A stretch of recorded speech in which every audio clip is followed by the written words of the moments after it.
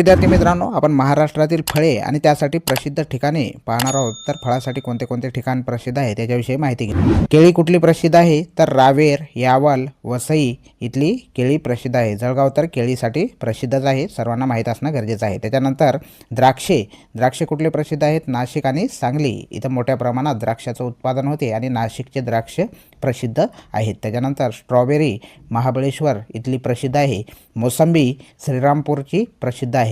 संत्री नागपूरची प्रसिद्ध आहे. हा एक महत्त्वाचा पॉईंट आहे, लक्षात ठेवा. त्याच्यानंतर सीताफळ आणि पेरू दौलताबाद जे की छत्रपती संभाजीनगरमध्ये आहे तिथले प्रसिद्ध आहेत. दौलताबादचे सीताफळ आणि पेरू प्रसिद्ध आहेत. त्याच्यानंतर चिकू घोलवडचं प्रसिद्ध आहे पालघरमध्ये आणि डहाणूचे पण चिकू प्रसिद्ध आहेत. त्याच्यानंतर काजू वेंगुर्ल्याचं प्रसिद्ध आहे.